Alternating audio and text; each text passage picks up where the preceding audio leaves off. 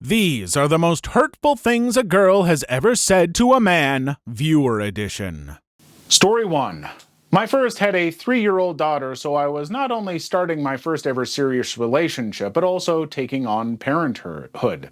Turns out I was actually pretty good at it, and I loved them both like the moon and the stars. We've been living together for several months when she started acting combative all the time and coming up with bizarre explanations for suspicious things around the house. Finally, she pushed us apart by looking for any reason to fight, and we decided to take some time apart. On that Valentine's Day, I packed my crap and she invited over her new boyfriend, sat on his lap, and watched me move out. Later on, she told me that all the fighting was her way of making me want to leave. Found out about her pregnancy through a friend not long after that. Turned out she'd gotten herself pregnant with a coworker while we were living together. So I lost my first girlfriend and my surrogate daughter all in one go. I took it really hard, starved myself, and went from 170 pounds down to 125 and almost killed myself by playing chicken with a semi, passing a car with no room to make it. I won, but mind you, I'm not proud of that. It's like those dark days all happened in a fever dream. Never wanted death so badly in all my years. I didn't date for 9 years after that.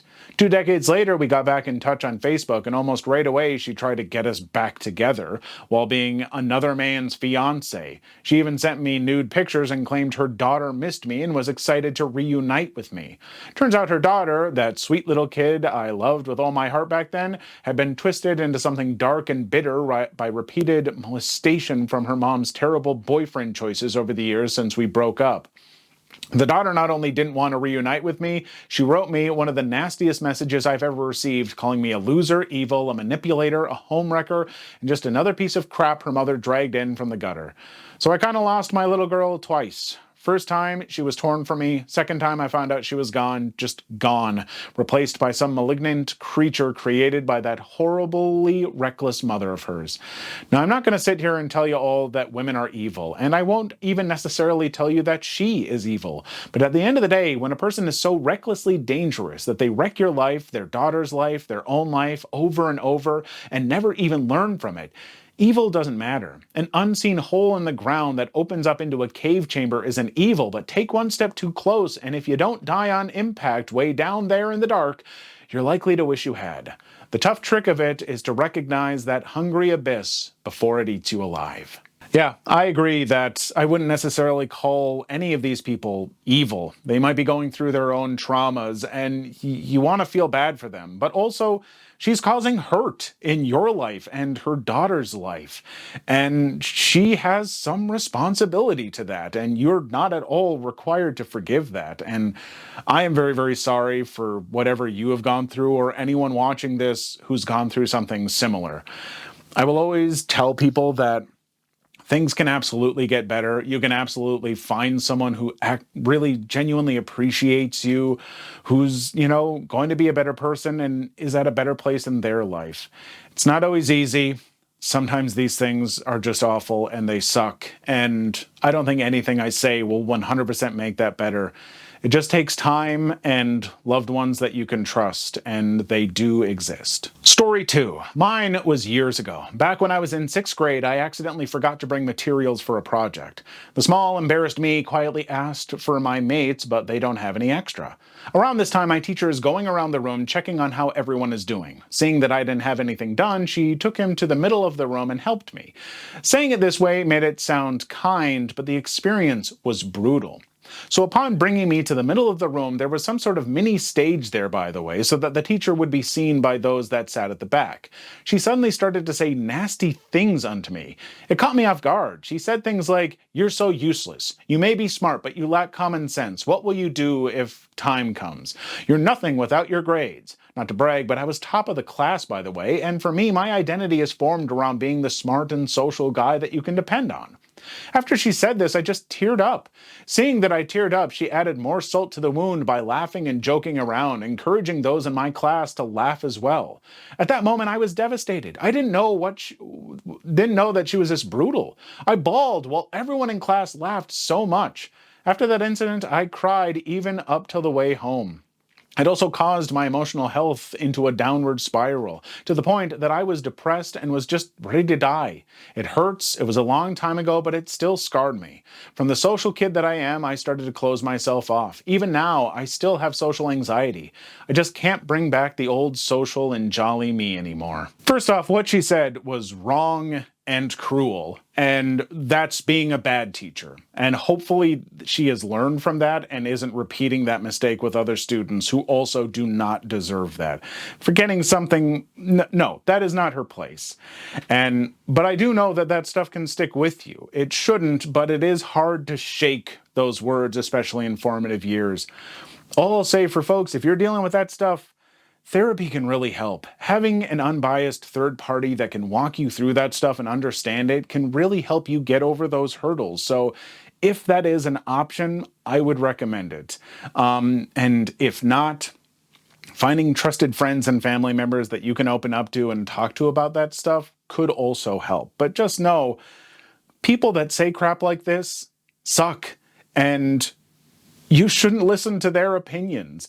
It's kind of like if you just knew someone that you absolutely didn't like and they had an opinion on like a movie you liked that you disagreed with, why would you listen to them? Sucks to them. Their opinion shouldn't matter. Story 3. Recently I met a girl when I moved into college. I got pretty close with her, and because we had a good back and forth thing going where we'd take turns inviting each other to do stuff, I hoped it would escalate to a friendship. As of the time of me writing this about a month ago, she got COVID. I messaged her throughout her quarantine just to try and keep her company, but eventually she fell silent.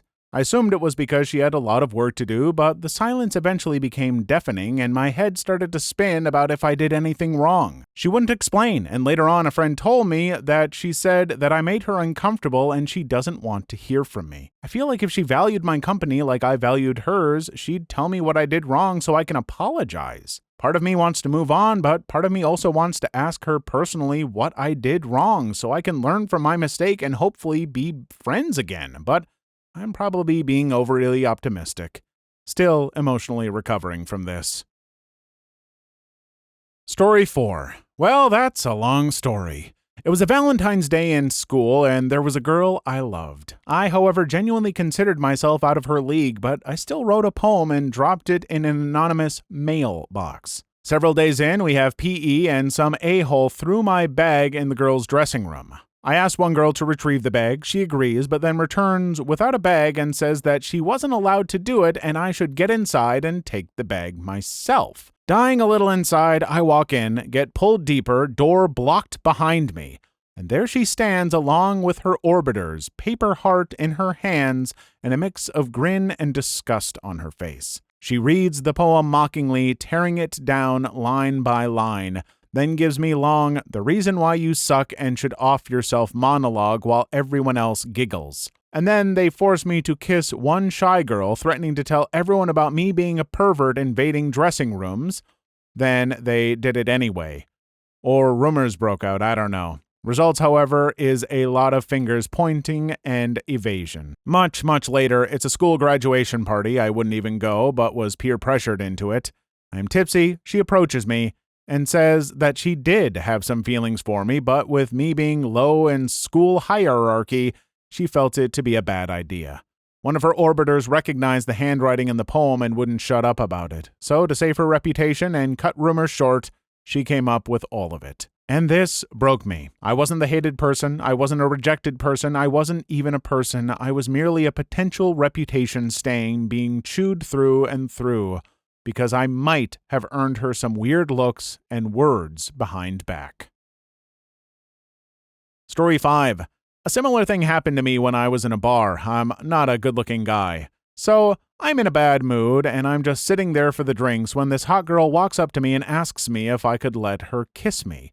Not being in a good mood that day, I turned my gaze to her booth where her friends playing Truth and Dare are eagerly looking our direction. Consequently, I ask her if she had been dared by her friends to kiss me, to which she replies back, "Yes, but it shouldn't matter to guys like you anyway." Any guy in my place would have swallowed his self-esteem and let her in, but I was quick to turn her down, and as expected, pretty girls aren't used to hearing no. So she leans over to kiss my face when I push her away. She's flabbergasted, not realizing what just happened to her. Meanwhile, her friends seated in their booth are shocked with their mouths open in disbelief. She's disgraced and couldn't bear to look at me anymore. She stomps away to her booth without saying another word. Half the people in the bar couldn't believe what they'd just witnessed. I didn't feel sorry for her, as I had greater sorrows to drown myself in. I stayed at the bar for another hour, with people whispering to each other and glancing at me continuously from where they were seated. I could hear her sob from humiliation. I left that bar when I'd drunk enough. Not once have I ever felt regret for my actions that night. All right, first off, the thing that she was trying to do, forcing herself upon you, is assault. So that's not okay, and you have every right to be upset with that.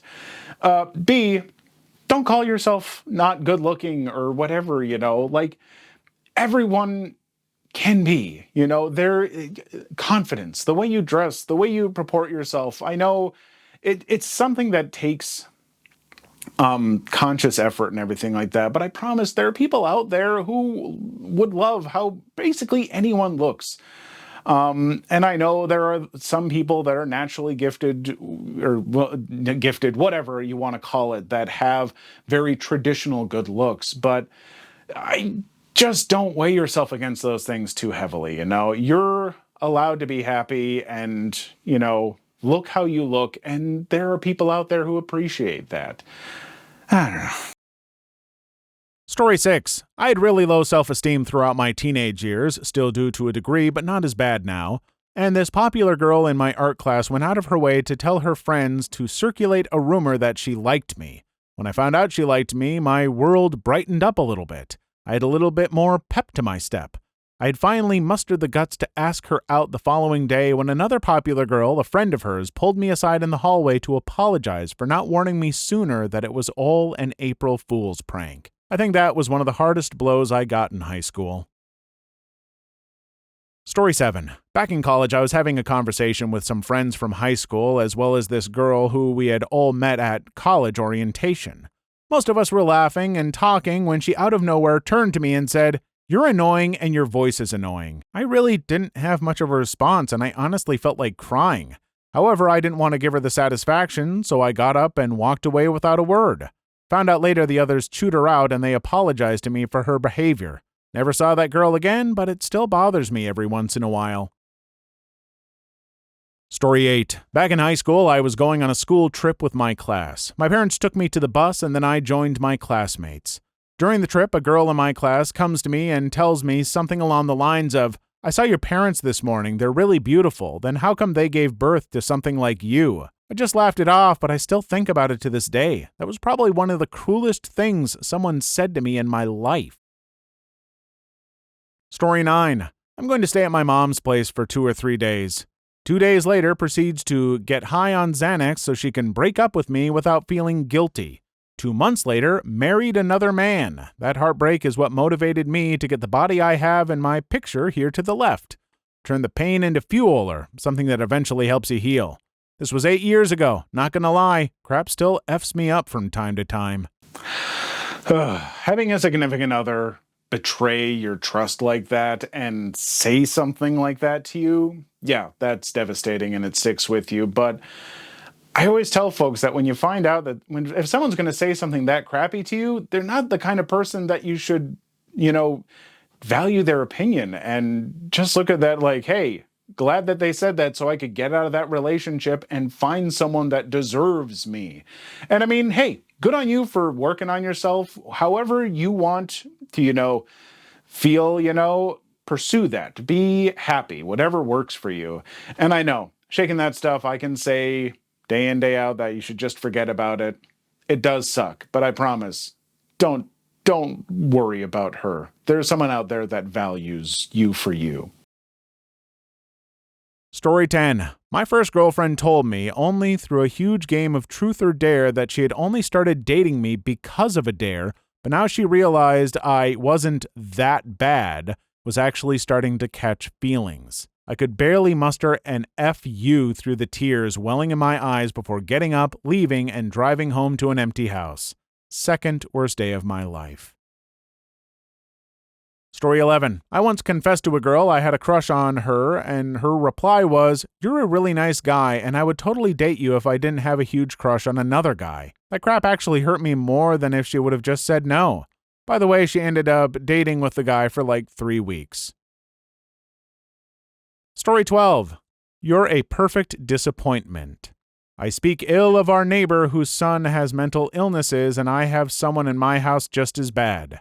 What did I do in this life for God to bring you to me? Ah, yeah, these were all told by the same girl/woman, my mom. This is your Mainly Facts reminder that you do not have to care about what your parents say. You do not have to associate with your parents. They have to earn your trust and respect just like any other person, and if they fail you like this mother did, you can cut her out of your life, and there is nothing wrong with that. If she wants to repair the bridges that she burned, that is on her, and it is not on you. Story 13. I only dated you for the sake of dating. After helping her entire family, helped her when she was suffering from her breakup with her ex 10 months after they broke up, helped her find a therapist, paid for it, was with her when her friends weren't, defended her from my family when they bring her up in arguments, and basically treated her like a queen while she treated me like crap. Story 14. For me, it's a time when we were talking about my experience with bullying, a cause of another friend's self-termination that lasted 5 to 6 years. We got into an argument and she said, "You need to get over it." Imagine what I felt during that. Story 15. Dated my ex-girlfriend for 6 months, and one of the last hurtful things she said to me was, I never even really liked you. You were just a rebound, I guess. Just completely out of the blue. We weren't even arguing or anything. I don't understand how telling someone that can make a person feel better. Hey, if it gives you any solace whatsoever, just know that that's something a crappy person says, and you should take it with a grain of salt. Because if someone's going to say something like that to you, they're the ones who suck, not you. Story 16. Everyone asks me why I don't have a girlfriend yet. I answer with, I don't care, but the real reason is I got rejected pretty badly. They said, word for word, "Sorry, I don't do things that make me throw up anymore." Really broke my heart. Story 17.